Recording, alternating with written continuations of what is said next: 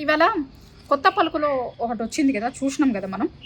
బొగ్గు కోసం నీచ కథనం అనే దాని మీద కొత్త పలుకు రాశారు ఆంధ్రజ్యోతి రాధాకృష్ణ గారు. అయితే దాంట్లో ఆయన కొంతమంది పేర్లు తీసుకున్నాడు. కోమటిరెడ్డి వెంకటరెడ్డి గారి పేరు, ఎన్టీవీ చైర్మన్ నరేంద్ర చౌదరి, అట్లనే డిప్యూటీ సీఎం బట్టి విక్రమార్క గారు. ఇగో ఇక్కడనే బట్టి విక్రమార్క గారు బయటకు వచ్చి మాట్లాడిండు. చాలా ఘాటు వ్యాఖ్యలు చేసిండు, సంచలన వ్యాఖ్యలు కూడా చేసిండు. అవన్నీ ఏంది అని మాట్లాడుకునే ముందు ఛానల్ని చూస్తున్న ప్రతి ఒక్కరు కూడా ఛానల్ని సబ్స్క్రైబ్ చేసుకోరు. చాలామంది వీడియోలు చూస్తున్నారు కానీ ఛానల్ని సబ్స్క్రైబ్ చేసుకుంటలేరు. ఛానల్ని ఖచ్చితంగా సబ్స్క్రైబ్ చేసుకోరు.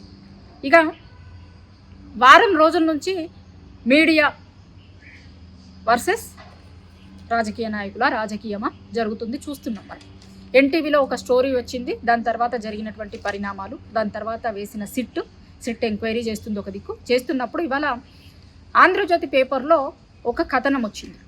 అసలు ఈ ఇష్యూ మొత్తము ఒక బొగ్గు బ్లాక్కి ముడిపెట్టుతూ ఒక కథనం రాసిరు వాళ్ళు. దాంట్లో కొంతమంది పేర్లు రాసిరు. అయితే ఇంకా మాట్లాడాల్సిన వాళ్ళు ఉన్నారు, దాంట్లో చాలామంది పేర్లు రాసిరు. అయితే బట్టి విక్రమార్క గారు అయితే మాట్లాడారు. అసలు దీని వెనకాల ఏం జరిగింది ఏంటిది ఇంకా డీటెయిల్గా నేను ప్రెస్ మీట్ పెడతా సాయంత్రం. ఇప్పుడు నాకు పనుంది, ఖమ్మంలో బహిరంగ సభ ఉంది, పోతున్నా. వచ్చిన తర్వాత మళ్ళీ మొత్తం మాట్లాడతా, ఇంకా చెప్తా దీని వెనకాల జరిగిందంతా, ఏం జరిగింది, ఎందుకు, ఇంకా అంతా తెలంగాణ సమాజానికి తెలవాల్సింది ఉంది అని అన్నారు. అయితే అనుకుంటూ ఇంకొకటి ఏం చెప్పారంటే, దాంట్లోనే చాలా కీలకమైనటువంటి వ్యాఖ్యలు చేసిర్రు ఆయన.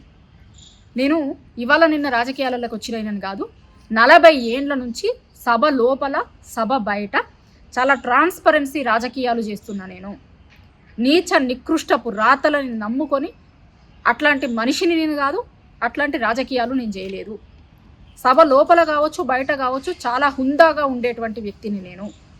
ఇవాళ ఆ వ్యాసం రాసినటువంటి వ్యక్తికి ఎవరి మీదనో ప్రేమ ఉండొచ్చు, ఆ ప్రేమ మూలంగా నా పేరుని తీసుకొని వచ్చి అందులో రాసి ఉంటాడు ఆయన. కానీ ఎవరి మీద ప్రేమ ఉన్నా నేను మాత్రం దోపిడీదారులు క్రిమినల్స్ నుంచి రాష్ట్రాన్ని తెలంగాణ ప్రజలను రక్షిస్తాను. ఒకసారి మంచిగా వినుర్రి ఆయన మాట్లాడిన దాంట్లో. దోపిడీదారులు క్రిమినల్స్ నుంచి రాష్ట్రాన్ని ప్రజలను రక్షిస్తాను. ఇది ఎవరిని ఉద్దేశించి అన్నది? ఎవరు ఆ క్రిమినల్స్, ఎవరు ఆ దోపిడీదారులు? ఇప్పుడు దీని మీద చర్చ జరుగుతుంది. బట్టి విక్రమార్క గారు మాట్లాడారు. కొద్దిసేపటి కిందటే అనుకుంటా సీఎం రేవంత్ రెడ్డి గారు కూడా మాట్లాడారు. మీ మీడియా సంస్థలకి ఏమన్నా ఉంటే మీరు తేల్చుకోరు కానీ మా మంత్రుల మీద పడకూర్రి అని అన్నారు. మీడియా సంస్థలు తేల్చుకోర్రి అన్న లెక్క మాట్లాడుతున్నారు. మరి వేరే మీడియా సంస్థలు ఇది రాస్తే ఇట్లనే మాట్లాడుతుండేనా సీఎం రేవంత్ రెడ్డి గారు? ఒక ప్రశ్న. 2, అటువైపు మీడియా సంస్థ ఇటువైపు మీడియా సంస్థ మాట్లాడినటువంటి రాసినటువంటి దాని పట్ల, ప్లస్ దాంట్లో వాళ్ళు చెప్తున్నటువంటి ఆ బొగ్గు బ్లాక్ దానికి సంబంధించినటువంటి ఇష్యూ పట్ల ప్రభుత్వం ఖచ్చితంగా దీనికి సంబంధించినటువంటి ఇష్యూ మీద తెలంగాణ ప్రజలకైతే సమాధానం చెప్పాల్సి ఉంటుంది. ఎందుకంటే ఒక బొగ్గు గని కోసం మొదలైనటువంటిది ఇదంతా కూడా దీని వెనకాల ఉన్నటువంటిది అనేది ఇవాళ ఆ వ్యాసంలో చాలా క్లియర్గా రాసిరు. ఒడిశాలో ఉన్న నైని బొగ్గు బ్లాక్ కోసం, దానికి వేసినటువంటి టెండర్ల కోసం, దాని వెనకాల నుంచి జరిగినటువంటి ఇష్యూ మీదనే ఇదంతా తెర మీదకి వచ్చింది అనేది ఆయన రాసుకొచ్చినటువంటిది. దానికి బట్టి కూడా చాలా గట్టిగానే కౌంటర్ ఇచ్చిండు. ఆయనకి కొంతమంది పట్ల ప్రేమ ఉండొచ్చు, ఆ కొంతమంది ఎవరు?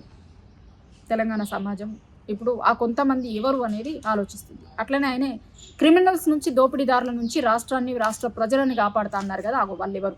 ఇప్పుడు దీని మీద చర్చ జరుగుతుంది. డెఫినెట్గా జరుగుతుంది కదా, ఎందుకంటే ఆయన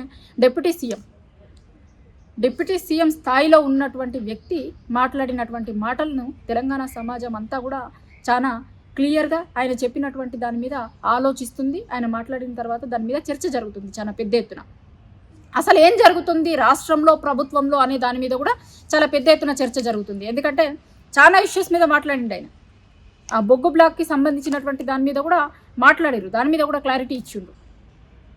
అన్నింటి మీద క్లారిటీ ఇచ్చుకుంటూ ఆ రాసినటువంటి పేపర్, దానికి సంబంధించినటువంటి యజమాని, దాని మీద కూడా ఆయన చాలా వ్యాఖ్యలు చేసిర్రు. కానీ ఆయన చాలా క్లారిటీగా చెప్పదలుచుకుంది ఏంటి అంటే, నా మీద రాసినటువంటి మాటల మీద, ఆ వ్యాఖ్యలు వాటికి సంబంధించినటువంటి దాని మీద ఇప్పుడు మాట్లాడుతున్నా, ఇంకా ఫుల్ డీటెయిల్గా మళ్ళీ మాట్లాడతా నేను అన్నారు.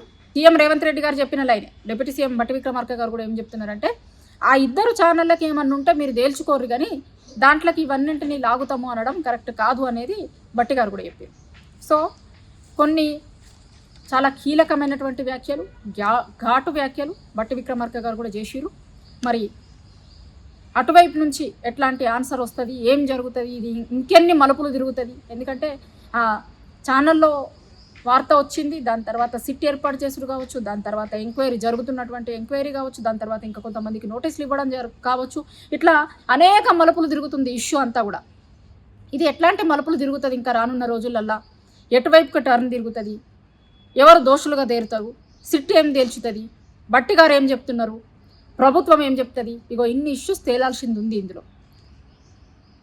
అటువైపు నాకు కొంతమంది రాసిరు, ఇటువైపుకి కొంతమంది రాసిరు. కానీ ఇప్పుడు నేను చెప్పిన ఇష్యూస్ ఏవైతే ఉన్నాయో వీటన్నింటి మీద తేలాల్సినటువంటి అవసరం ఉంది, తెలుసుకోవాల్సినటువంటి అవసరం తెలంగాణ ప్రజలకు ఉంది. కాబట్టి ప్రభుత్వంగా ఈ ఇష్యూస్ అన్నింటి మీద సమాధానం చెప్పాల్సినటువంటి బాధ్యత ప్రభుత్వానికి అయితే ఉంటుంది.